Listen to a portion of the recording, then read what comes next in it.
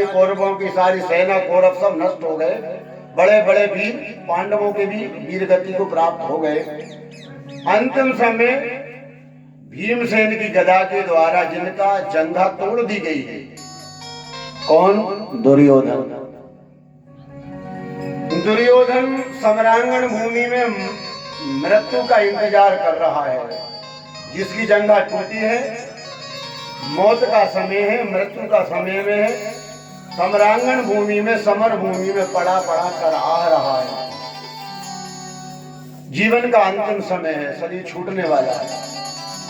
लेकिन फिर भी अभी भी दुर्योधन के मन में एक बात अभी भी बनी हुई है कि मरने के पहले पांडवों की मौत देख लेता, मरने के पहले मैं पांडवों की मौत देख लेता तो शांति से शरीर त्याग देता।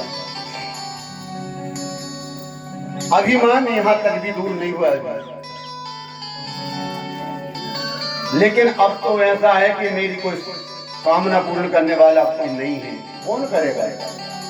मैं भी जाने वाला हूं कुछ देर बाद में, और जिनसे जिंदगी भर हमने बैर किया, द्वेष किया और युद्ध इतना बड़ा किया, आखिर में उन्हीं की विजय हुई है, उन्हीं को राज्य मिल रहा है, उन्हीं को सब मिल रहा है। तो हे भगवान, ऐसा कोई उपाय हो जाए कि मरने के पहले पांडवों की मौत देख लेता। इतने में द्रोणाचार्य जी के पुत्र अश्वत्थामा का आगमन हुआ। अश्वत्थामा जी को देख करके दुर्योधन ने कहा, भैया अच्छे समय पर पधारे हो, मैं तो इंतजार कर रहा था कि ऐसे समय कोई आ जाए। और मेरी एक अभिलाषा है बहुत बड़ी मन में। क्या अभिलाषा है? मरते समय मेरी ये अभिलाषा है कि मौत के मृत्यु के पहले में पांडवों की मौत देख लूं। तो तुम इतना कर दो कि अभी रात्रि है, पांडव लोग शिविरों में सो रहे हैं, सोते हुए पांडवों की सिर काट करके ला दो, मार डालो और मेरे पास लाकर उनके सिर दे दो, ताकि मैं शांति से सुखपूर्वक शरीर का त्याग करूं। अश्वत्थामा ने कहा कि देखो, मरने वाले व्यक्ति की तो मन की करने के लिए यत्न किए जाते हैं, तुम्हारे आखिर में तुम्हारी कामना पूर्ण हो ही जाए, इच्छा की पूर्ति हो ही जाए, ऐसा मन में कहा कि मैं यत्न करता हूं। तो अश्वत्थामा गए। रात्रि में ना पांडवों का शिविर लगा था, पांडव लोग सो रहे थे। अर्धरात्रि में पांडव सो रहे थे, लेकिन वहां भगवान शिव जी रक्षा कर रहे थे, पहरा दे रहे थे पांडवों के शिविर के बाहर। भगवान शिव जी पहरा दे रहे थे, पांडवों की रक्षा कर रहे थे। पांडवों की रक्षा कितने लोगों ने करी? अगर हनुमान जी नहीं बैठते ध्वजा पर, कपिल ध्वज जिनका नाम अर्जुन का, ध्वजा पर नहीं बैठते तो महाभारत जीतना दुर्लभ मुश्किल था। हनुमान जी बैठे, रथ कौन चला रहे हैं? भगवान चला रहे हैं। भगवान जिनका रथ चलाएं, आपकी गाड़ी अगर भगवान चलाएं तो फिर कहीं गड़बड़ी हो सकती है क्या? लेकिन भैया, आपकी गाड़ी भगवान जब चलाएंगे तब आप अर्जुन बन जाओ। अर्जुन के पास में इतने सामान थे, और इतने आपके पास भी आ जाए ना तो भगवान आपके जीवन की रथ की गाड़ी पर आ जाएंगे। अर्जुन बनने के लिए अर्जुन के पास धर्म है। धर्मराज युधिष्ठिर बड़े भ्राता, धर्म आपके पास है ही नहीं। आप सोचेंगे भगवान आ जाए जीवन के रथ पर, तो असंभव। अर्जुन के पास धर्म युधिष्ठिर है, बल भीमसेन है। धर्म के साथ बल की भी आवश्यकता पड़ेगी, तो बल भीमसेन है। ज्ञान नकुल सहदेव है। बल के साथ ज्ञान भी होना चाहिए, नहीं तो आपका बल अनुचित जगह अगर खर्च होगा तो बिगड़ जाएगा, उल्टा करेगा। बल का उपयोग करना ज्ञान के द्वारा, कहाँ आवश्यकता है कहाँ नहीं। आपका क्रोध, आपका गुस्सा कहाँ फायदा कर सकता है, इस पर आपको विचार करना पड़ेगा। और अर्जुन के पास दया रूपी द्रौपदी है। द्रौपदी क्या? दया है।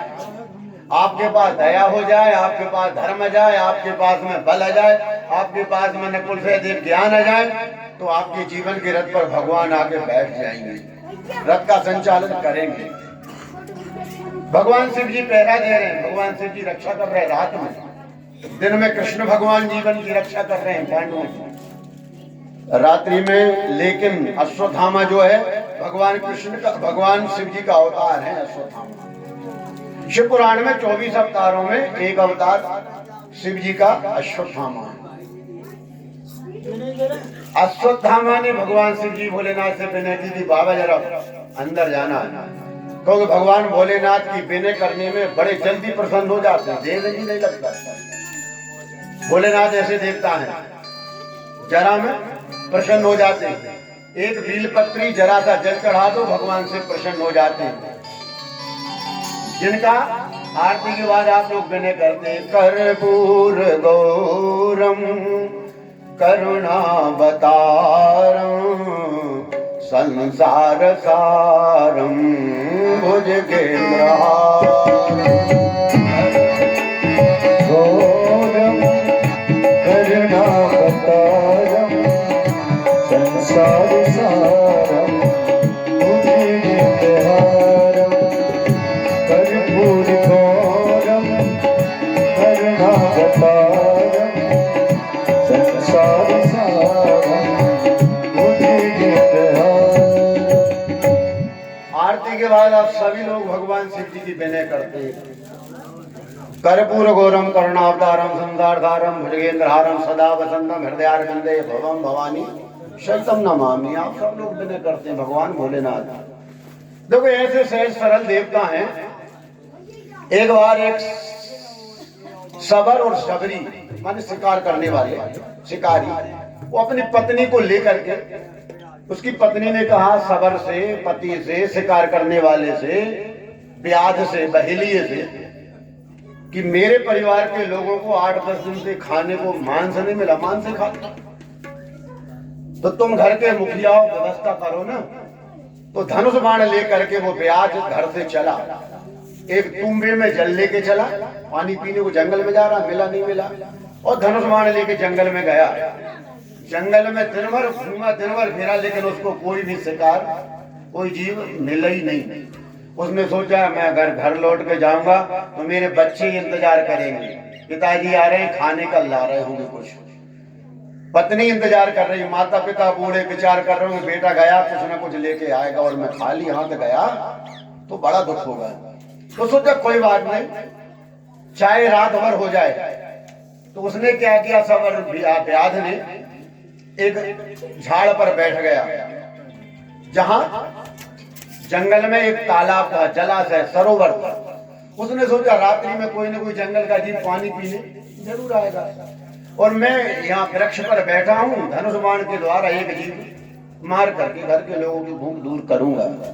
ऐसी तैयारी से बैठा, और उसे मालूम नहीं था कि बील का, बिल्वपत्री का वृक्ष है, बील का है। बैठ गया ऊपर, और नीचे भगवान शिव जी का विग्रह, प्राचीन कभी कोई समय का एक विग्रह, एक मूर्ति शंकर जी की थी उस वृक्ष में। पहले पहर में यानी 9-10 बजे रात में, 10 बजे रात में एक हरिणी मृगी जल पीने आई, और जैसे जल पीने आई तो उसने सोचा चलो भाई आंख बन गई, कम से कम एक तो आ गया। अभी बाण निकाला उसने, बाण निकालने कर धरने में एक कुछ डालियां हिली तो एक दो बीलपत्री टूट के नीचे गिर गई। कुछ हाथ माथ धोया, पानी पिया उसने तो कुछ जल नीचे गिर गया। अब वो चढ़ा नहीं रहा था, लेकिन शंकर जी पे चढ़ गया। और जैसे बाण लेके तैयार किया मारने को, तो उसकी नजर पड़ गई हरणी की। उसने देखा कि ब्याज बैठा है, बाण मारेगा, मर जाऊंगी। उसने कहा भैया भैया सुनो सुनो, बाण बाद में मारना, एक बात सुन लोगे क्या? बोले आप मेरे को मारना चाहते हो? बोले मेरा पूरा परिवार भूखा बैठा है, तो मैं एक मिलियो दिन भर में छोड़ूंगा तो नहीं मारूंगा। तो उसने कहा ये तो बहुत बढ़िया बात है, मेरा शरीर अगर तुम्हारे परिवार के काम आ जाए, भोजन जिनकी भूख दूर हो जाए, तो मरना तो एकदम निश्चित है, मार जरूर लेना, पर थोड़ा सा ध्यान रखना है आपको। मैं घर जरा चली जाऊं, थोड़ा समय दे दो घर जाने का, मेरे बाल बच्चे जरा सौंप आऊंगा, मेरी बहन और है उसको सौंप के बता के बाल बच्चों से मिल के, और सौगंध और शपथ, झूठ बोलने का जो बड़ा महान पाप होता है, उन पाप लगे अगर मैं लौट के ना आऊंगा, बड़ी सौगंध दी। तो सबर ने सोचा भैया अगर इतनी बात है ठीक है तुम चली जाओ। वो मृगी जब अपने आश्रम पर लौट के गई तब तक उसकी बड़ी बहन ढूंढने आई। ये घर पहुंची, दूसरी बहन इधर आ गई सरोवर तालाब के पास। उसको देख करके धनुष बाण लेके मारने को तैयार हुआ तो वहां कुछ बील पत्री जल गिर गया। 2 बार की पूजा हो गई भगवान शंकर जी की। उसको जब धनुष बाण मारने को तैयार हुआ तो उन्होंने कहा भैया भैया रुको रुको, ठहर जाओ जरा, मार तो लेना जरूर, पर देखो मैं मेरी बहन को ढूंढने आई थी तो मेरी बहन से मिल जान दो, मैं सौगंध खा रही हूँ। माता पिता की जो सेवा नहीं करते उसका बड़ा से बड़ा महान पाप लगे अगर मैं लौट के ना आऊं। सौगंध सत्य मान लौट के आऊंगा, पर जरा बहन से मिल के आ जाना। उसने कहा चली जाओ, तुम भी जाओ। अब ये गई, इसके बाद इसका पति मृग जो था वो ढूंढते ढूंढते आया। तीसरी बार जब आया तो तीसरी बार धनुष बाण निकाला, फिर तैयारी की तो कुछ बील पत्री टूट के गिर गई, जल गिर गया। अब इसने भी कहा बिल्कुल मार लेना, लेकिन देखो मेरी पत्नी और एक और परिवार के बाल बच्चे इनको जरा संभाल के उन्हें बता के सबको, और मैं लौट के ही आ रहा हूँ। ब्याज ने कहा जो पूरे घर के एक दूसरे के काम में लगे हैं, मरने को कोई तैयार नहीं, ऐसे तो जो कोई मरेगा ही नहीं। उसको भी जाने दिया, लेकिन हुआ क्या कि जब तीनों लौट के आने लगे, पहले वाले ने कहा कि देखो मैं सौगंध खा के आई हूं, जाऊंगी तो क्या कुछ हो जाए, मर जाऊंगा। दूसरी वाली ने कहा सौगंध खा के तो मैं भी आई हूं। उसके पति ने कहा वो तो मैं भी करके आया, एक काम करो तीनों ही चल गए। बाल बच्चे बोले जब तुम तीनों ही मर जाओगे माता और पिता, हम क्या करें, हम भी चल रहे हैं, मरना तो सब ही मर गए। पूरा परिवार जब वो आया वहां उनके सरोवर के सामने, चौथी बार की भगवान शंकर जी की पूजा हो गई, रात्रि जागरण और पूजन हो गई। जबरदस्ती की जाना थोड़ी उसने की पूजा हो रही भगवान की। चौथी बार में जब भगवान की पूजन हुई और पूरा परिवार आया उसको देख करके, तो व्याध के भी हृदय में एक बार दया करुणा आ गई। कैसा परिवार है, मैं अपने परिवार का पेट भरने के लिए पूरे परिवार को मार रहा हूँ, और ये परिवार कैसा है जो मरने के लिए एक आगे आ रहा है। बड़ा कह रहा, बड़ी बहन कह रही मेरे को मार दो, इसके बाल बच्चे हैं मेरे नहीं, मेरे को मार दो, ये इसकी व्यवस्था। छोटी बोली नहीं नहीं नहीं मेरे को मार दो। उनका पति बोला जे ऐसा है, ये बाल बच्चों की व्यवस्था करेंगे, मैं मरने को तैयार हूँ, मुझे जाना ही है कुछ दिन बाद। पूरा परिवार मरने को आगे तैयार, तो ब्याज का हृदय भी दया से द्रवित हो गया। जैसे वृक्ष से नीचे उतरा, वहीं भगवान भोलेनाथ प्रकट हो गए, भगवान शिव प्रकट हो गए, अपने स्वरूप में आ गए भगवान शिव। और भगवान शिव जी ने ब्याज से कहा कि मांग वरदान, में तो बहुत प्रसन्न हूँ। तो ब्याज बोला काय का वरदान मांग, जिंदगी भर जीव जंतु मारे, न मैंने तुम्हारी आराधना की, न तुम्हारी पूजा की, न मैंने कुछ भी तुम्हारा अनुष्ठान में अग्नि हवन कुछ भी नहीं किया, आप काय प्रसन्न हो गए। बोले तेरे को मालूम नहीं, तूने 4 पहर की पूजा कर दी रात भर जब। एक बिलपत्र कोटि कन्या महादानम बिलपत्रम शिवार्पणम। भगवान शिव जी को एक बिलपत्र चढ़ाने से करोड़ों कन्या दानों का फल मिलता है। तो भगवान भोलेनाथ प्रसन्न हो गए। अब उनने कहा कि अब ऐसा है, अब देखो हम प्रसन्न हो गए तो हमारे दर्शन का फल क्या है। मम दर्शन, भगवान बोले लेकिन भगवान शिव जी बोले मेरे दर्शनों का फल क्या है। मम दर्शन फल परम अनुपा, जीव पावन सहज स्वरूपा।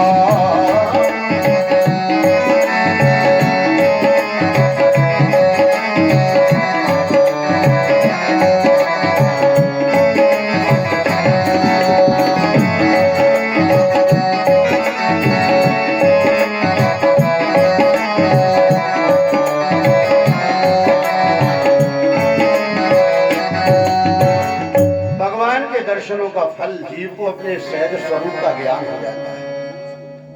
भगवान ने वरदान दिया, एक से कहा ब्याज से कहा कि तुमने जो मेरी पूजा की ना, अगले जन्म में तुम निषाद राजा बनोगे, जंगल के निषादों में राजा बनोगे, जिनने भगवान राम की सेवा की। उनके लिए भी आशीर्वाद वरदान दिया। भगवान शिव जी ने उन जीव जंतु मृगों को उनको आशीर्वाद दिया, वरदान दिया और भगवान से अंतरहित हो गए। तो कहने का तात्पर्य ये हमारा कि भगवान भोलेनाथ ऐसे देवता हैं, बड़े कृपालु हैं, बड़े सहज हैं, बड़े दयालु हैं। भगवान शिव जी की महिमा आप लोग भी सुनिए और गाइए। ऐसा भगवान भोलेनाथ का स्वभाव है, ऐसे देवता भगवान भोलेनाथ। श्री राधे। थोड़ा बेस गाना, इको बढ़ा रहे हैं, इको बढ़ा रहे हैं। कैलाश के निवासी, इको बढ़ाओ, कैलाश के निवासी, नम बार बार हो कैलाश के निवासी, कैलाश के निवासी, नम बार बार हो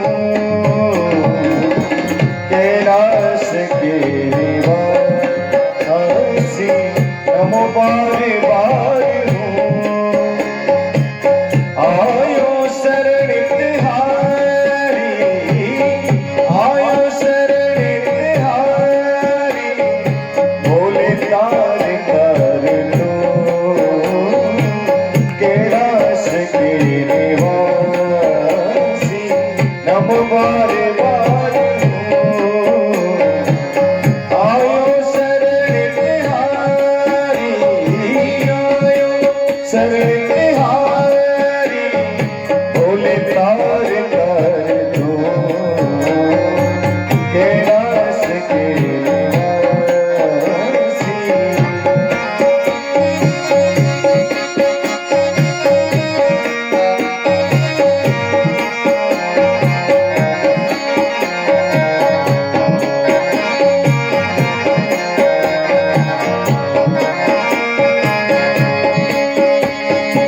भक्तों को शिव कभी तूने निराश ना किया,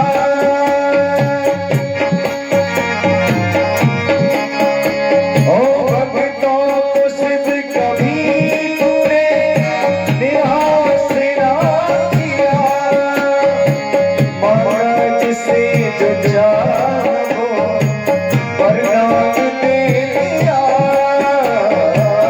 महाराज से जो चाहो वरदान दे दिया,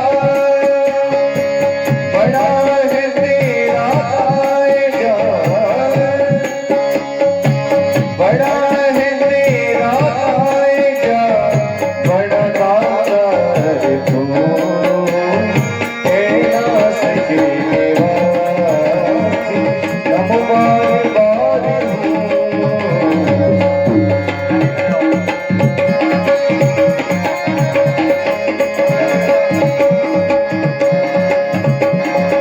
कैलाश के निवासी, नम बार बार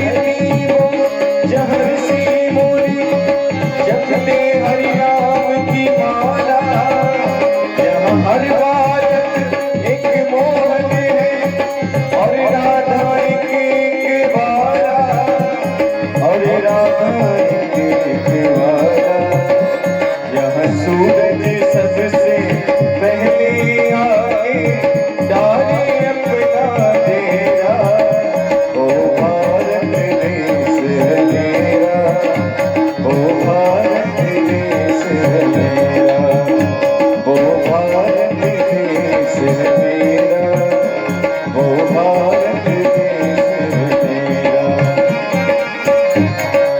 कैलाश के निवासी नम मारे बारे हो, कैलाश के निवासी नम मारे बारे हो, आयो शरण बिहारी, आयो शरण बिहारी, बोले तार तार को, कैलाश के निवासी, कैलाश के निवासी, कैलाश के निवासी। बोलिए वृंदावन बिहारी लाल जी की जय। यदा मृधे कौरव जयाना,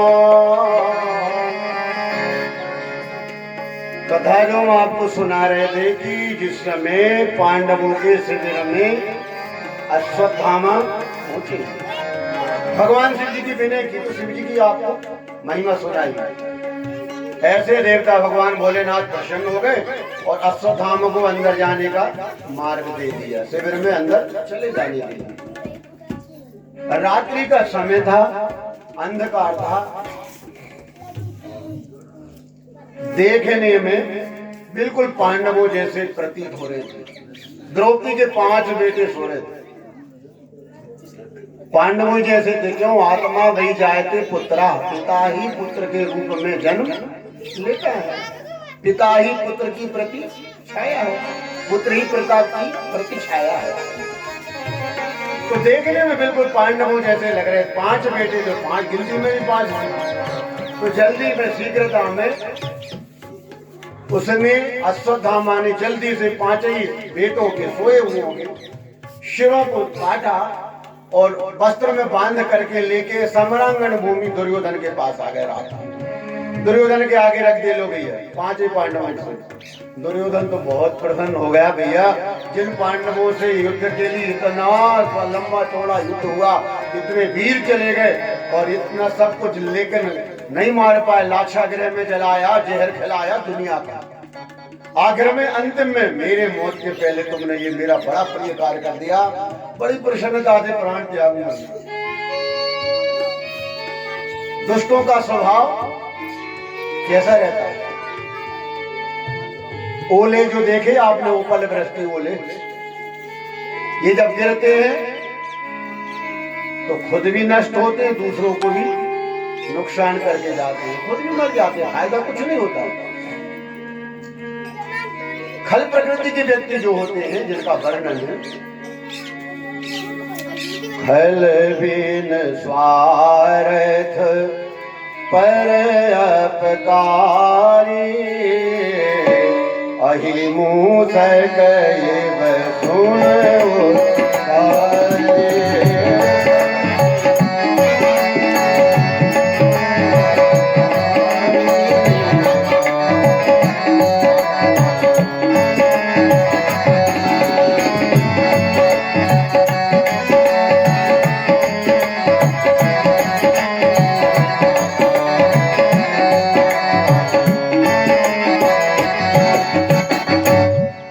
दुर्योधन तो मर ही रहा था और विचार करता कि मैं तो चल ही, पांडव ही बचे रहे तो ये अच्छा है।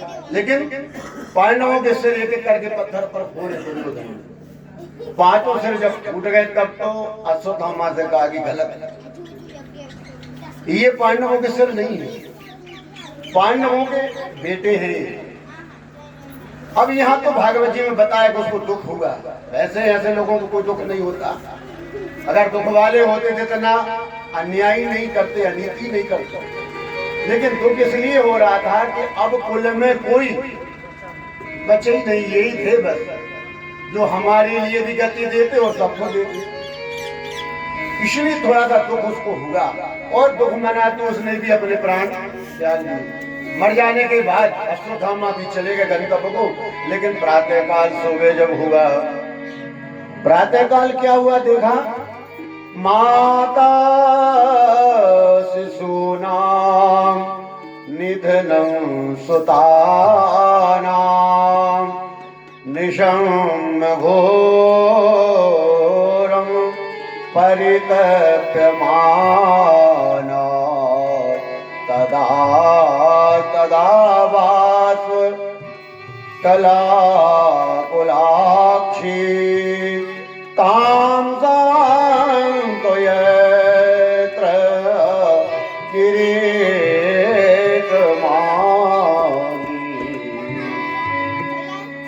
यह बताया गया है सुबह जो हुआ माता शिशु नाम निधनम सुतानाम। माँ देखने गई, कौन?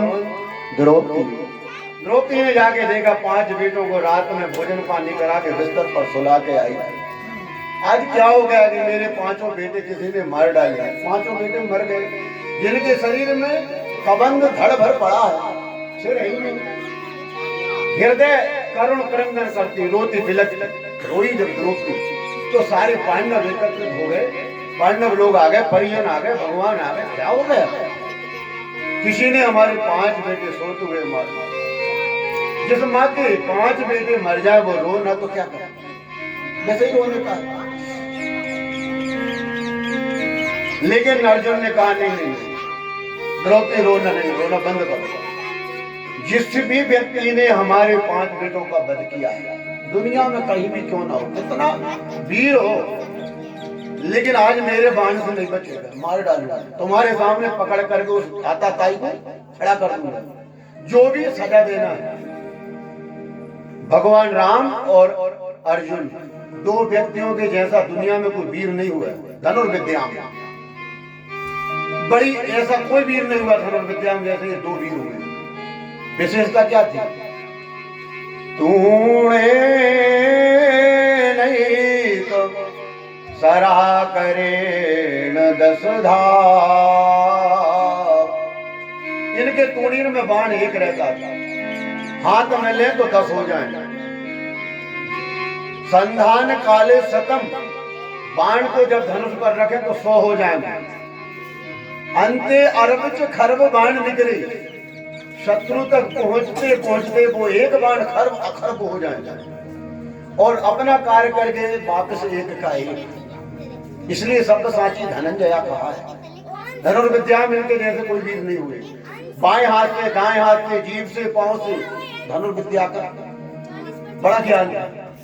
जैसे ही भगवान कृष्ण जी ने जल्दी से रथ को तैयार करवाया, रथ पर भगवान कृष्ण बैठे, अर्जुन धनुष अपना गांडी धनुष लेके बैठे, धनुष लेकर के टंकोर धनुष की और जो आगे को चला रथ, चलने की आवाज अश्वत्थामा के कान में गई। जान गए कि अर्जुन का रथ आ रहा है, निश्चित रूप से मारने के लिए आ रहा है। अब कोई बचाने वाला भी नहीं। रथ के चलने का आवाज, घोड़ों के चलने की आवाज आ रही थी। उन आवाज को सुन करके,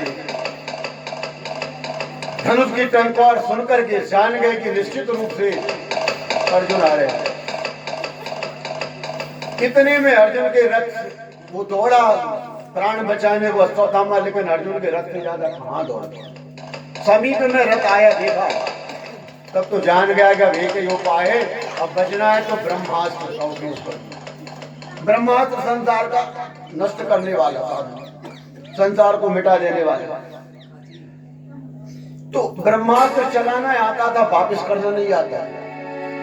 ब्रह्मास्त्र को जो छोड़ा, अस्त्रं ब्रह्म शिरो मेने आत्मत्राणं द्विजात्मजा। अपनी आत्मरक्षा करने के लिए उसने ब्रह्मास्त्र संधान कर दिया, छोड़ दिया।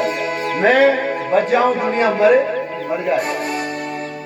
जैसे ब्रह्मास्त्र का संधान हुआ, 10 दिशाओं में प्रचंड तेज ज्वाला अग्नि प्रकट हो गई, जो संसार को जला रहा था। संसार में त्राही त्राही हाहाकार मचने लगा। तेज जो था अर्जुन की ओर आया, अर्जुन को जलाने के लिए। लेकिन अर्जुन ने आता हुआ तेज देखा और कौन से कहा? भगवान से। क्यों? 7 मुख में कौन? भगवान से।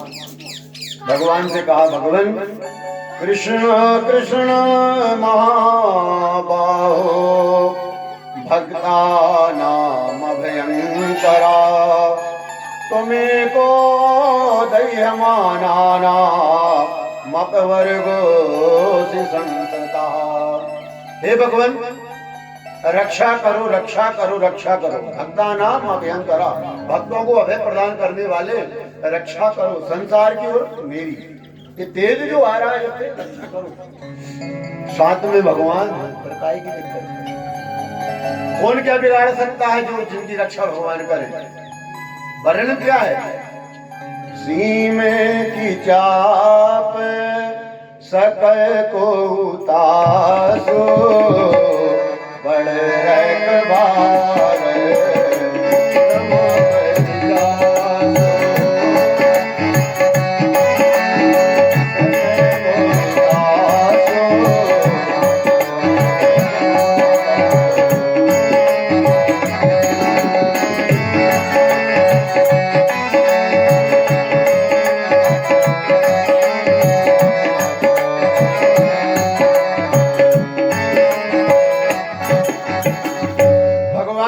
रखवार कर रहे हो उनका दुनिया में कौन क्या बिगाड़ेगा।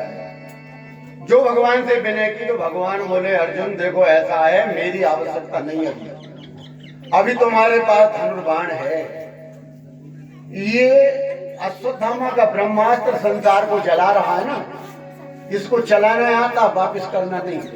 ये कला इनके पिताजी द्रोणाचार्य ने आपको सिखाई है, तो अपने ब्रह्मास्त्र के द्वारा अश्वत्थामा का ब्रह्मास्त्र वापिस करो।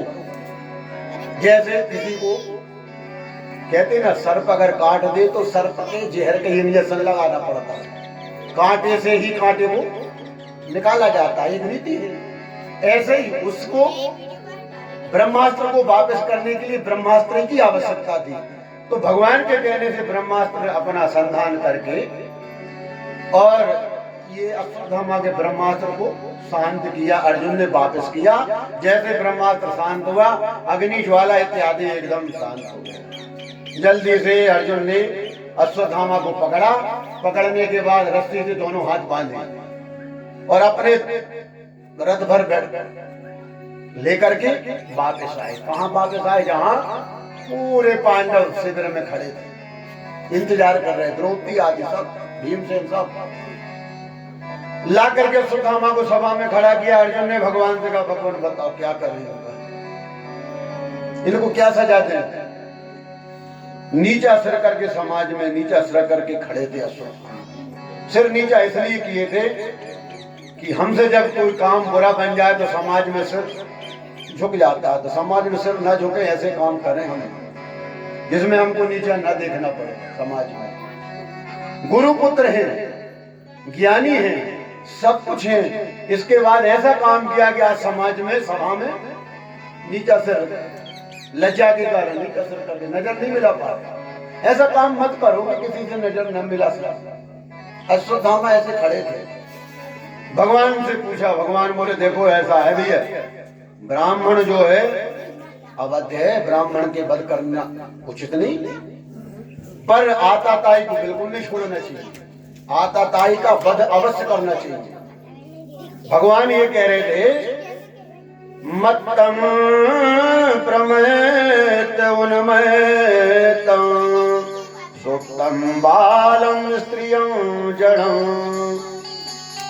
भगवान बोले कि देखो कोई जैसे अगर दिमाग से ठीक स्थिति वाला व्यक्ति ना हो, दिमाग की स्थिति अच्छी ना हो और कोई अपराध कर दे तो उसको माफ करना चाहिए। उसको मारने वाला व्यक्ति आताताई कहलाता है। कोई ग्रहों के प्रभाव के कारण जिसके ऊपर कोई कुचक्र चल रहा है, ग्रहों का बुरा प्रभाव चल रहा है, ऐसे व्यक्ति को मारने वाला आताताई, सोते हुए व्यक्ति को मारने वाला आताताई, बालकों को मारने वाला व्यक्ति आताताई, स्त्रियों को प्रहार करने वाला आताताई और असावधान व्यक्ति को ऊपर प्रहार करने वाला आताताई और शरण में आए को जो मार दे वो आताताई। ऐसे व्यक्ति को नहीं छोड़ना चाहिए, वो ऐसे लोगों को मारे जरूर मारना चाहिए। पर ब्राह्मण ब्राह्मण तो पूजनीय। भगवान दो भाषा बोल रहे थे कि मार भी दो, मर भी जाए और मरे भी। भीमसेन बोले भगवान से पूछने की जरूरत नहीं, हमसे पूछो। हम तो ये कह रहे हैं कि मार में देव नहीं करेगा। इसने एक ने 5-5 बेटे मारे तो मार, भगवान की सलाह लेने की जरूरत नहीं है, मार दो। लेकिन वहां कौन? द्रौपदी खड़ी थी। द्रौपदी ने देखा, देख करके द्रौपदी ने पांडवों से कहा, भगवान से कहा, मुच्यता में ब्राह्मणो नितराम गुरु। तो भगवान बोले ब्रह्म बंधु न हंतव्यम आताताई बधारण। ब्राह्मण अवध्य है, आताताई को नहीं छोड़ना चाहिए। अब ये ब्राह्मण भी थे और आताताई भी थे, पर द्रौपदी ने कहा नहीं नहीं नहीं, मुच्यताम ऐसा ब्राह्मण और नितराम गुरु। ब्राह्मण निरंतर गुरु है, अवध्य है, मारने योग्य नहीं है, छोड़ दो।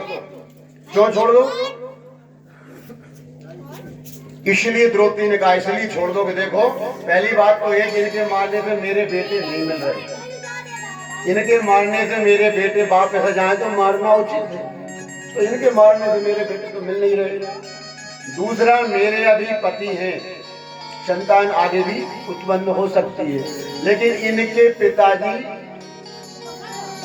महाभारत में शांत हो गए। और कौन? द्रोणाचार्य जी। इनकी माँ का एक ही आधार, एक ही अविलंब अश्वत्थामा है। इनको मार दिया, अगर मर गए तो फिर इनकी माँ की सेवा कौन करेगा? और एक और बात है, तुम्हारे ऊपर इनके पिता का बड़ा ऋण है, गुरु ऋण है। कितना बड़ा है? जो धनुर्विद्या द्रोणाचार्य जी ने अपने बेटे को नहीं प्रदान की, वो तुम्हें दी। इसलिए गुरु तो वैसे पूज्य होता है, इसलिए तो गुरु ब्रह्मा गुरु विष्णु गुरु देवो महेश्वरा, गुरु साक्षात परब्रह्म तस्मै श्री गुरुवे नमः। वो गुरु आदरणीय, पूजनीय, वंदनीय, ब्रह्मा के जैसा, विष्णु श्री के जैसा है, इसलिए गुरु की वंदना है। हर जगह गुरु की पहले वंदना है।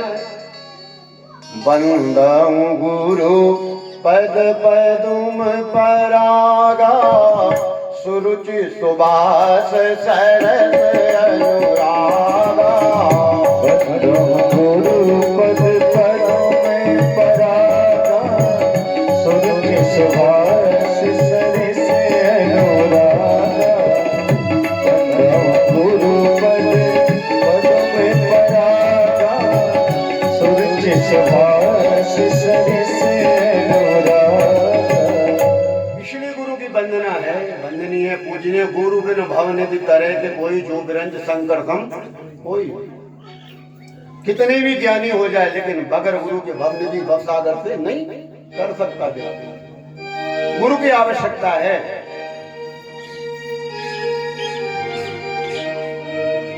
कवि ने कहा है, एक कवि का भाव है, सर्व अंग भ्रष्ट होत गुरु की जो निंदा करे, नरक में वास होत नारी के चुराए। सर्व अंग भ्रष्ट होत गुरु की जो निंदा करे।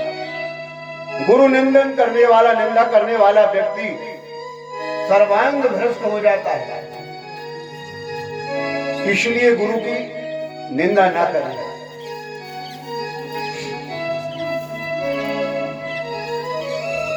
गुरु इसलिए आवश्यकता है कि जिसके द्वारा ही भगवान की प्राप्ति होती है। भगवान को मिलाने वाला, बताने वाला गुरु, चाहे वो सदगुरु हो या जो भी हो, जहाँ से विकास हो, प्राणी का उत्थान हो, जहाँ से अच्छी बात मिले, ज्ञान की मिले। जैसे मान के चलो, विद्यालय में विद्यार्थी पढ़ता है तो गुरुजी क्या करते हैं? पढ़ाने वाले कोई अपना ज्ञान थोड़ी भरते विद्यार्थी। ज्ञान तो विद्यार्थी के अंदर ही है, केवल उसको प्रकाशित करते हैं, प्रकट करते हैं उसके शरीर में, तो वो गुरु है। अंधकार को दूर करने वाले हैं, प्रकाश प्रदान करने वाले हैं, ज्ञान प्रदान करने वाले हैं, भगवान का मार्ग दिखलाने वाले हैं। इसलिए गुरु वंदनीय, पूजनीय है। पर कलयुग में जरा व्यवस्था बिगड़ गई, युग के हिसाब से प्रभाव आ गया, अंतर आ गया, कलयुग में जरा फर्क पड़ गया। अब तो कहो तो साल में 3 बार गुरु बदल दे, एक बार कारज में नहीं आ पाए तो फिर तो आते ही जाता नहीं है, कारज में नैया छोड़ो दूसरे गांव को बना लो। वो अगर गड़बड़ कोई गड़बड़ी हो गई तो चलो उन्हें भी हटाओ, इनसे ज्यादा अच्छे बड़े दूसरे से करे। हमने तो कई लोगों को ऐसा देखा है कि एक यज्ञ हुआ था पिपरिया में, एक गुरुजी आए थे पायलट बाबा, नैया ने कितने चेला बना के तो कैसे दीक्षा देते थे, एक से फल खाया एक और दे दिया, खा लो चेला बन गए हमारे। और फिर सेव फल दे के गए, आज तक लौटे नहीं थे। ऐसे गुरु चेला बनाने से क्या फायदा है? क्या आपको मिल रहा है? शिक्षा नीति कुछ ज्ञान मिले उनकी, हमारी आपकी तो बात अलग छोड़ो। परेशानी आए दुख आए गुरु के पास जाओ, पर नहीं जाते। एक बार भूपति मन माही भई गलानी मोरे, एक बार भूपति मन माही भई गलानी मोरे सुतनाई। एक बार भूपति मन माही भई गलानी मोरे सुतनाई। राजा महाराजा बड़े बड़े भी ना, उनको भी भगवान गुरु की शरण में जाना पड़ा है। दशरथ जी गए और जाके क्या बोले, निज सुख दुख सब गुरु ही सुनायो, कहीं वशिष्ठ बहु विधि प्रभु जायो।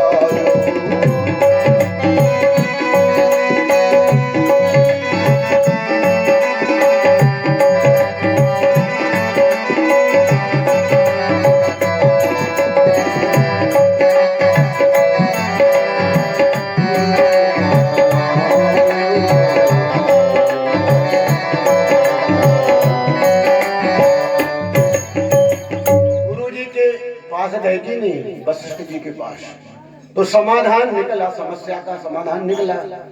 कभी परेशानी हो तो गुरु के पास जाएं। पर आजकल गुरु बड़े होशियार हो गए, चेला बहुत होशियार हो गए, गुरु भी हो गए चेला भी। कलयुग में अंतर आ गया है। गुरु से अंध बधिर करी लेखा, एक न सुना एक नहीं देखा। एक दिखता नहीं एक सुनाता नहीं, पंडित जी गुरु दिखाते नहीं दिखता नहीं, अंधे अंधे वाले ज्ञान नहीं है। और अगर कभी कुछ कहें भी गुरु जी तो चेलो सुनाते ही नहीं, चिल्ला कर सोने तब तो कान बधाने तो बड़ी बात माने तब ना चिल्लाओ। ये अंतर आ गया, का प्रभाव आ गया सर। और आजकल तो लोगों ने क्या किया कि गांव में अगर सबसे चालाक आदमी हो ना कोई तो लोग कहते हैं और गुरु गुरु हो गए, गुरु खा रहे हैं लोग, गुरु गुटखा खा रहे हैं। मतलब ये है कि ये गुरु नहीं है। एक आश्रम था, एक गुरुजी थे जिनके 2 चेला थे, लेकिन चेला बड़े होशियार थे, बहुत होशियार। आश्रम का काम इतने आलसी थे कि आश्रम का कोई काम न करे, एक एक का राह देखे। गुरुजी बड़े परेशान थे। एक दिन गुरुजी पूजा करने बैठे तखत पर, आसन पर पूजन करने बैठ गए। गुरुजी आसन लग गई, फिर स्मरण होया कि हम पूजन पे तो बैठ गए पर तुलसी पत्र नहीं ला पाए, तुलसी दल नहीं ला पाए। तो एक चेला से गुरुजी ने कहा भैया एक काम करो जरा तुलसी पत्र तो ला दो, तुलसी दल। उसने सोचा कि अगर मैंने सुनी बात और एक सामान ला दिया दूसरा मंगाएंगे तो तीसरा दुनिया भर का, इसलिए पहले व्यवस्था बना दो तो कह ही ना पाए। जैसे कोई व्यक्ति को काम नहीं करना हो ना तो बड़े इधर उधर की घुमा फिरा के बहुत बात करता है। जैसे गुरुजी ने कोई बात की तो फिर गुरुजी कितनी करने हैं, कितने समय करने हैं, कैसे करने हैं, अरे जो कह दिया कर दो, बात बहुत घुमाते फिराते। गुरुजी बोले तुलसी दल।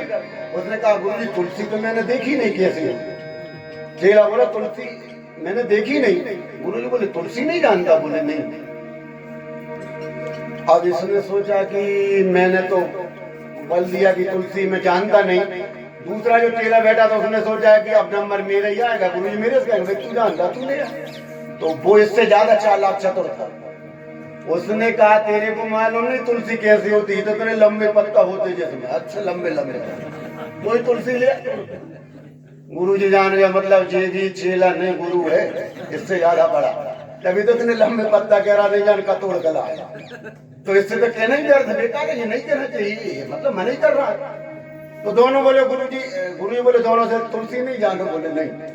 गुरु जी बोले ऐसा देखो ये पूजा जरूर करना, तुलसी जी लाने है और मैं जा नहीं सकता उठ के, और तुम जानते नहीं देख काम करो तखत उठाओ दो ही। अब वैसे मोटे ताजे गुरु जी तखत वजनदार। आज हम तुम्हें तुलसी जी बता दे रहे जिंदगी में नहीं भूल, उन्होंने तो कान पकड़ लिए, बोले अब तो आज जान गए, क्योंकि तखत उठा के खान ले जे उठा के धरे परेशान पसीने, इससे तो तुलसी ला देते भाई में फायदा था। गुरुजी ने तखत उठवा के ले गए। गुरुजी ने चेला से कहा तुम मुझे तुलसी जान गया, बोले जिंदगी में नहीं भूल कर, ये तुलसी होती है। तो कहने का मतलब आजकल ऐसे इतने होशियार तो हो गए। गुरु की आवश्यकता इसलिए थी, कभी ने कहा सर्व अंग भ्रष्ट हो गुरु की जो निंदा करे, नरक में वास हो तो नारी के चुराए थे। गुरु निंदा करने वाला सर्वांग भ्रष्ट। आपके कोई गुरु हो जो भी हो, जैसे पूजनीय वंदनीय आदरणीय सम्माननीय, नारी का हरण करने वाला नरकगामी, और लंगड़े और लूले होत जीवों को सताए जो नर, ज्ञान बुद्धि नष्ट होत नीच धान्य खाए। आहार विहार भोजन पर बड़ा विचार है, बहुत कैसा भोजन करना है, कहाँ का करना है, कहाँ का नहीं करना, भोजन पर ही पूरा विचार है। जितना अच्छा आपका पवित्र स्वच्छ भोजन होगा उतना अच्छा मन रहेगा आपका, और जितना बुरा भोजन होगा आपका उतने बुरे विचार होंगे, निश्चित बात। क्योंकि अन्न का जो आखिरी रस रहता है, आखिरी अन्न का, उसके द्वारा ही मन पुष्ट होता है, बलवान होता है। तो हम कहते ना जैसा अन्न वैसा मन, जैसा खाओगे वैसा मन बनेगा। तो भोजन पर बहुत विचार है, पर अब हम लोगों ने तो ऐसा है कि सब छोड़ दिए ना। नहीं है 3 बजे रात में मिल जाए बफर सिस्टम में, तब भी खा जा, विदा की पंगत खा जा 4 बजे रात में, खा के निपटे फिर खा गए। विदा की पंगत तो खाई की चल, आप समझ गए हो, ज्यादा नहीं कहने का तात्पर्य है भैया विचार तो करो कि आधी रात में और जीव जंतु भी नहीं करें भोजन। हम लोग चाय जब खा भी तैयार है, जूते ही पैर चाय पी गए, बिना मोट हुई चाय पी गए, नाश्ते ही कर गए, जूते ही पैर सो गए, कोई नियम ही नहीं, कोई विचार ही नहीं। आदमी है कि जानवर, कोई नियम नहीं। आधी रात में खा लिया चाय, जो खड़े खड़े खा रहे, खड़े खड़े चलते चलते जो भोजन करता उसका नाम मूर्ख है। जो हंसते हुए पानी पीता वो मूर्ख है, जो चलते हुए भोजन करता वो मूर्ख है, जो दो के बीच में तीसरा बोलता वो मूर्ख है। तो अभ्याम करती हो न भवानी राज, चलते फिरते भोजन निषेध है, सो हंसते हुए पानी पीना निषेध है, दो के बीच में तीसरा जाना निषेध है। काम करने के बाद जो बात न माने वो मूर्ख है। जैसे कोई चोरी कर ले और वो तैयार ना हो कि नहीं मैंने चोरी नहीं की, तो मूर्ख नहीं तो क्या है? तो ये क्या मूर्खों की संज्ञा आती है। इसलिए आहार विहार भोजन पवित्र होना चाहिए। जितना अच्छा भोजन होगा तो उस समय क्या कहा द्रौपदी ने कहा, मुचता मुचता में सुब्राह्मणो नितराम गुरु। ये ब्राह्मण वंदनीय है, पूजनीय है, गुरु है। बंदहु प्रथम महिषुर चरना, मोह जनक संशय हरना। बंदहु चरण महिषुर चरना, मोह जनक संशय सब हरना।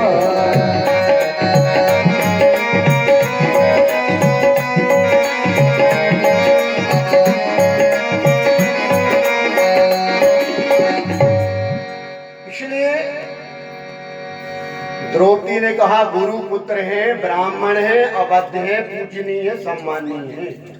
तुम्हारे गुरु पुत्र हैं, इसलिए भले 5 बेटे मार दिए, लेकिन नहीं, क्षमा करो। कितना बड़ा हृदय है द्रौपदी का।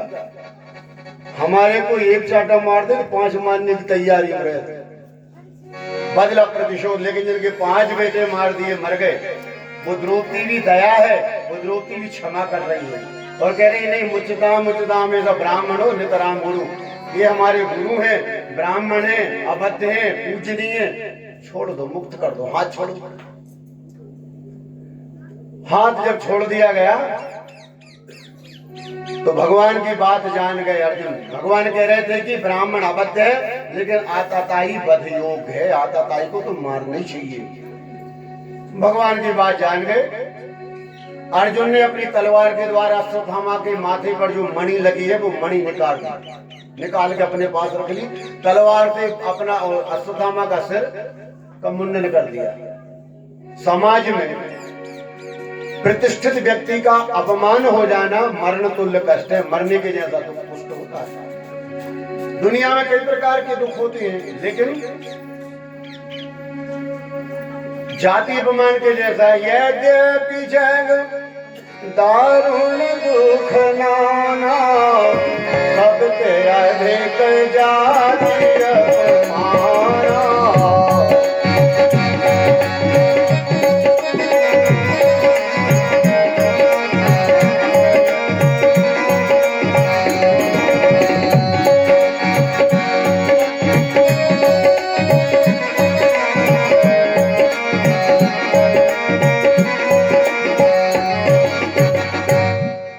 अपमान के जैसा दुनिया में कोई दुख नहीं है। इसलिए द्रौपदी ने कहा, जब मुक्त किया, अश्वत्थामा को छोड़ दिया, अश्वत्थामा जी चले गए। चले जाने के बाद भगवान ने सारे पांडवों को, स्त्रियों को आगे करके, सबको लेकर के भगवान गंगा जी गए। गंगा जी ने क्या किया? जितने लोग महाभारत के युद्ध में वीर गति को प्राप्त हो चुके थे, जितने लोग समाप्त हो चुके थे, सब लोगों को जलांजलि तिलांजलि देने के लिए भगवान सबको लेकर के गंगा जी गए। और गंगा जी में जाके आत्रते समरे संपरेता स्वाना मुदक मिक्षता दातु स कृष्ण गंगाया पूरा कृत्य स्त्रिया। पूरे परिवार को, पांडवों को, सबको, स्त्रियों को लेकर गंगा जी गए। भगवान खुद साथ गए।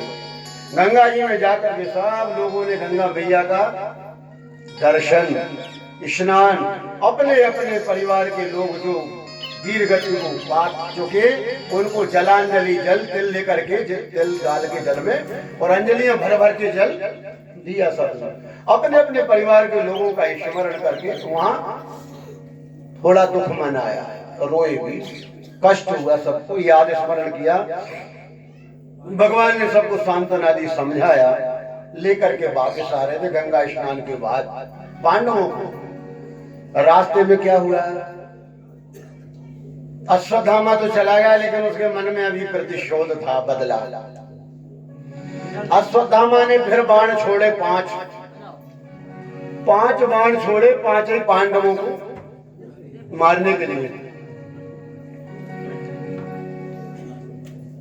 5 बाण छोड़े, 5 पांडवों को मारने को। एक बाण छोड़ा उत्तरा का जो गर्भ था, उत्तरा के गर्भ को नष्ट करने के लिए। गर्भ में जो अभिमन्यु का अंश था, उत्तरा का गर्भ नष्ट हो जाए, इसलिए अश्वत्थामा ने इतने 6 बाण छोड़े। 5 बाण पांडवों की ओर आए, उत्तरा की ओर। उत्तरा ने बाण आते हुए देखा तो भगवान से निवेदन किया, पाहि पाहि महायोगिं देव देव जगतपते नान्यो त्वद्भयं पश्ये यत्र मृत्यो परस्परम्। उत्तरायण का रक्षा करो रक्षा करो रक्षा करो। हे भगवान मैं आपकी शरण में रक्षा करूंगा। अच्छा आप एक बात बताओ, उत्तरा के साथ में अभिमन्यु की पत्नी के साथ में सास थी द्रौपदी, आज ही सास थी कुंती, ससुर थे पांडव लोग, लेकिन उत्तरा ने न तो पांडवों को बुलाया, न ससुरों को आवाज लगाई और न सासों को नाम लिया कि पिताजी रक्षा करो कि माताजी रक्षा करो। जानती थी कि ये कोई बचाने वाले नहीं, ये तो सब कुछ मरने वाले हैं, ये बचाने वाले कोई नहीं, बचाने वाला तो हमारे साथ में है ना, तो क्यों ना बचाने वाले की विनय करी जाए, उनको बुलाया जाए। और कहा भगवान मुझे मौत का डर नहीं है, मृत्यु का डर नहीं, मरना तो एक दिन सबको ही है, नहीं मरना सबको जाने ही दुनिया से, मौत ध्रुव है, निश्चित रूप से मरना ही है। मृत्यु ही तो संसार में सार है सत्य, इसलिए मरना धर्म है, सबका मरना है, मैं भी मर जाऊंगी, इसका नाम मृत्यु लोग है, उसका भय बिल्कुल नहीं। पर भगवान ने मैं जानते हुए भी इसलिए विनय कर रही हूं कि मेरे उदर में जो अंश है पांडवों का, अगर ये नष्ट हो गया तो पांडवों का वंश यहाँ से खत्म हो जाएगा। पांडवों का वंश यही तो है वंश। उत्तरा तो मेरे पति तो अभिमन्यु चले गए, अब पांडवों की कोई संतान उत्पन्न होने वाली नहीं, और नहीं पर मेरा एक अंश है पांडवों का, ये अगर बाण के द्वारा नष्ट हो गया तो फिर कोई नहीं बचने वाला। इसलिए भगवान मैं मर जाऊं, पर ये गर्भस्थ जीव जो है इसकी रक्षा कर दीजिएगा आप। तो भगवान गर्भी जीवों की रक्षा करते कि नहीं करते? भगवान कहां कहां रक्षा करते हैं। अरे भगवान रक्षा न करे तो आदमी तो एक पांव नहीं चल सकता।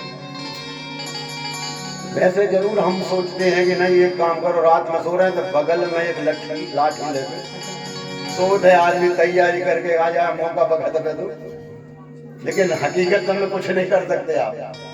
मौत आ जाए तो 5 में भी बंद हो जाओ ना, दुनिया में यत्न करके देख लो तो विज्ञान यही नहीं पकड़ पाए जीवात्मा है कैसा, निकल कैसे जाता है। बड़े बड़े वैज्ञानिक इस पर खोज कर रहे हैं कि जीवात्मा कहाँ है, कैसा है, निकल कैसे जाता है। एक व्यक्ति ने ऐसे तर्क कर दिया एक संत जी से कि तुम कहते हो कि जीवात्मा है आत्मा है, कैसी जरा बताओ ना कहाँ जाती है निकल के, मरने के बाद समझ में तो बड़े खास जा रहे हैं। तो मैं तो थोड़े संकेत तो दिए कि जिनकी मौत कमर के ऊपर से होती है, जैसे मरने पर जिसका मुंह खुला रह जाए, मुंह से प्राण चले गए, नाक से चले गए, आंख खुली रह जाए, आंखों से चले गए, कानों से जा सकते हैं, और कमर से नीचे के स्थानों से जिनके प्राण निकलते वो अधोगामी होते, नरगामी होते। और यति और सन्यासी ज्ञानी तब साधक लोग, उनका ब्रह्मरंध्र यहाँ जो ब्रह्मरंध्र रहता ये फूटता है, तब जाकर के उनके प्राण निकलते हैं। ब्रह्मरंध्र फूटने वाला व्यक्ति सदगति भगवान के धाम को जाता, भगवान को पाता है। तो मृत्यु के संकेत तो ऐसे हैं, लेकिन ये है कि मरण धर्म सबका है, जाना सबको। बोलिए वृंदावन बिहारी लाल की जय। जो आप बोल रहे हैं ना कम जोर, थोड़े भी जोर से, जिसमें कि आपको फायदा हो जाए, हमें तो कोई फायदा है नहीं। बोलिए बांके बिहारी लाल की जय। राधा कृष्ण भगवान की जय। नर्मदा मैया की जय। हर हर नर्मदे ध्येयो सदा परिभवग्न मभीष्ट दो। उत्तरायण का भगवान मेरे मृत्यु का मुझे भय नहीं है, मरना है कोई वाली बात नहीं है, पर ये गर्भस्थ जीव की रक्षा हो जाए तो भगवान गर्भ के जीव की भी रक्षा करते हैं। 8वें महीने में, 8 महीने का जब गर्भ होता है, पेट में जीव रहता है, उस 8वें महीने में गर्भस्थ जीव को कई जन्मों का याद स्मरण आता, कई जन्मों का स्मरण आता। भगवान से विनय करता कि भगवान आपने जो मुझे नरक दिया, माँ का उदर, ये आपकी कृपा है, पर एक बार इससे बाहर कर दो, फिर ऐसा कर्म करूंगा कि फिर दोबारा आऊंगा नहीं रहेगा। भगवान कृपालु हैं, दयालु हैं, करुणा करने वाले, करुणा निदान है। जीवस्त गर्भ की जीव की पुकार सुन करके और शर्त रहती हुई भजन करना पड़ेगा। संसार में जीव को पहुंचा देते, पर संसार में आके संसार का वातावरण, वायु, जलपान, विहार, घर परिवार धीरे धीरे देख करके वायु लगी सब भूल जाता। जो कहा था भूल गया, लक्ष्य भूल गया, स्मरण। तो फिर क्या होगा? पुनरपि जन्मम पुनरपि मरणम पुनरपि जननी जठरे शयनम। लक्ष्य नहीं किया, भजन नहीं किया तो बार बार जन्म कर लो, बार बार मरो, एक ही चक्कर है। तो उस समय पर भगवान ने रक्षा की। भगवान सोचे कि भगवान ने सोचा मैं वैसे किसी के पेट में जाता नहीं हूं, पर आज जाना पड़ेगा मुझे। भगवान ने अति सूक्ष्म रूप बनाया और उत्तरा के उदर में गए, अपने शरीर से उसके जीव को, जो गर्भस्थ जीव था उसको ढक दिया भगवान ने अपने शरीर से। वो गर्भस्थ जीव कितना सौभाग्यशाली होगा जिसके लिए नरक में भगवान के दर्शन हो रहे हैं। हम तो तपस्या कर करके मर जाए, भजन कर करके मर जाए, यज्ञ जप दान करके मरे तो भगवान दर्शन छोड़ दो, आप नाम नहीं आता मौत के समय। जन्म जन्म मुनि यतन कराही, अंतराम कर आवत नाहि। जन्म जन्म जतन कराही, अंतराम कर आवत नाहि। जन्म जन्म जतन कराही, अंतराम कर आवत नाहि। अंत में भगवान का नाम नहीं आता अपन लोगों को। तो कोई व्यक्ति अगर मरने वाला होता, लोग उससे कहते हैं भैया जी कहो राम, वैसे तो सुना ही नहीं रहा। और अगर कहीं आ गई याद तो बोले आम, राम नहीं बोल पाता, भगवान का नाम नहीं आता। योगियों के नहीं आता। आप हमारी बात तो छोड़ दो। जो दिन रात जन्म जन्म तक अभ्यास करते हैं, तैयारी करते हैं कि एक बार भगवान का नाम, पर हम लोगों की रीतियां भी बड़ी उल्टी है। कोई व्यक्ति जब मर जाता है तब लोग कहते हैं राम नाम सत्य है। जब वह सुना नहीं रही, मरो डरो ऊपर लेके जा रहे तब कह रहे राम नाम सत्य है। सुन भी तैयार नहीं है, सुना नहीं रही। और दादाजी जा रहे हैं, मौरबे बारे हो रहे हैं, आंख कान नाक सब बंद, और लोग कह रहे हैं दादाजी गीता जी सुना दो। सुनवे वाले थे तब गीता नहीं सुनी, गांव में कथा हो रही तब नहीं सुनी, घर में कथा नहीं सुनी, घर में रामायण नहीं सुनी, गीता नहीं पढ़ी, और अब सुना नहीं रहे तब गीता जी सुनवा रहे। काय को फायदा होगा दादा? कोई फायदा नहीं। पहले भगवान के नाम का स्मरण, अभी स्मरण, अभी भजन, चलते फिरते उठते बैठते। को ये थोड़ी करा आपसे कि आप काम बंद कर दो। आपको जिसने जो काम दिया भगवान ने वो करिए। आप देवियों को जो काम भगवान ने दिया आप पर आप कहें हमें तो मर गए फुर्सत में, तुम के तो नाम लो भगवान का। इतने काम पंडित जी सुबह से शाम तक काम ही काम। भैया तो हम काम बंद थोड़ी करा रहे हैं, आप तो काम भी करो। झाड़ा बुहारी लगा रहे तो श्री कृष्ण गोविंद हरे मुरारे, हे नाथ नारायण। श्री कृष्ण गोविंद हरे मुरारी, हे नाथ नारायण वासुदेव। श्री कृष्ण गोविंद हरे मुरारी, हे नाथ नारायण वासुदेव। काम करते रहिए, भगवान का भजन भी करते रहिए। आप लोग भी सब अपना काम पिपरिया जा रहे हो, खेत में जा रहे हो, कृषि कार्य कर रहे हो, ट्रैक्टर चला रहे हो, गाड़ी चला रहे हो, भगवान का नाम, तो कम से कम संकट नहीं आएंगे, बाधा नहीं आएगी। आने वाला संकट टल जाएगा। भोजन बनाओ, जलपान करो, तो घर का काम करते करते भगवान का नाम लेने में कोई हर्ज नहीं है, फायदा है। नाम आप लोग ले सकते, आदत नहीं बनाई, अभ्यास नहीं लाए, न पैसा लग रहा, न समय लग रहा, न बैठना, सब काम भी करो, भजन भी करो। तो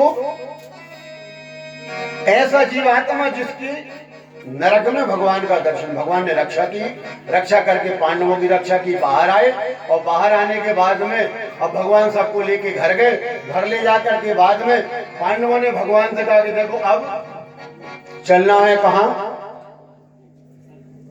भीष्म पितामह इंतजार कर रहे हैं, सरसैया पर पड़े। भीष्म पितामह को सदगति देना है।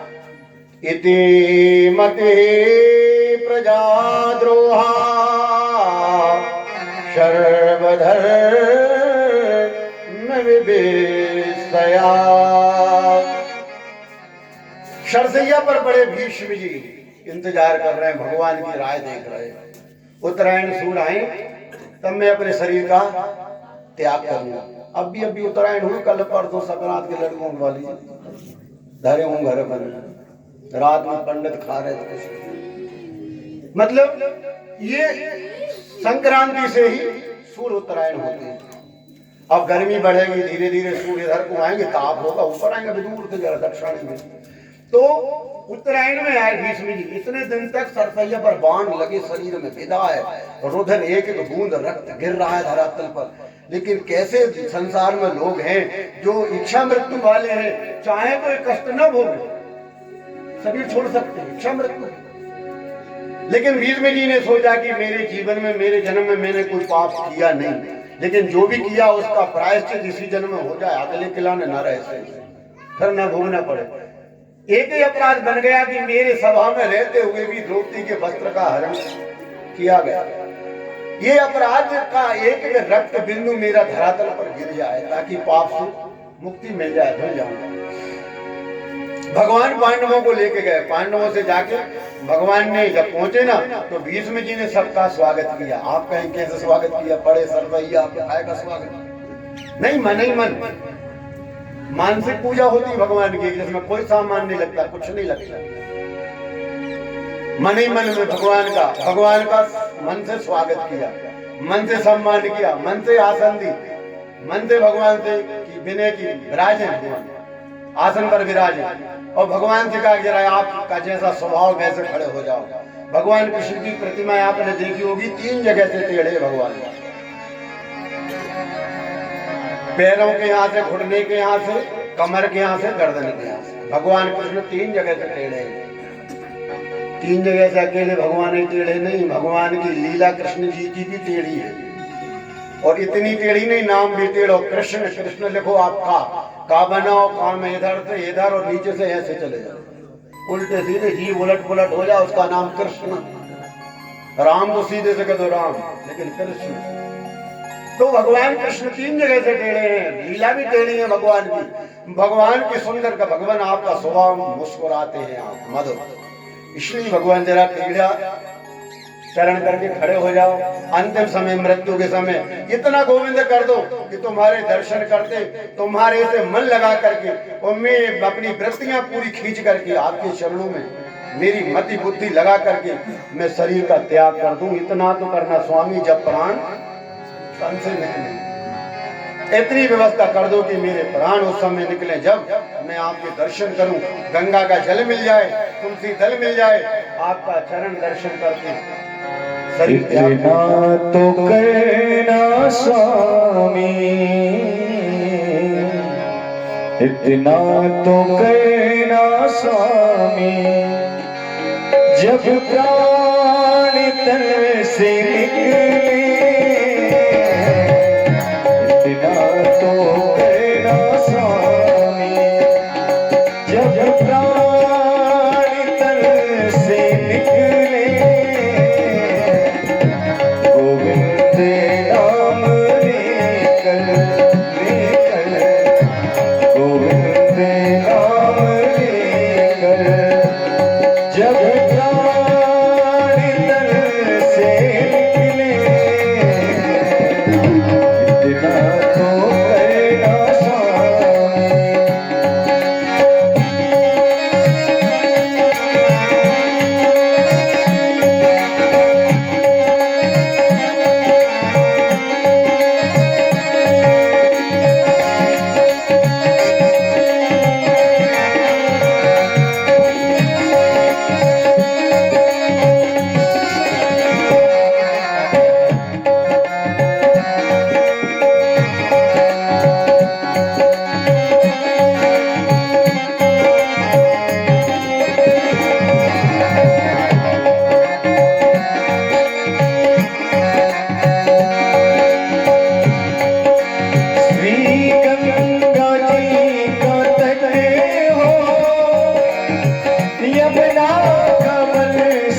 जीवन में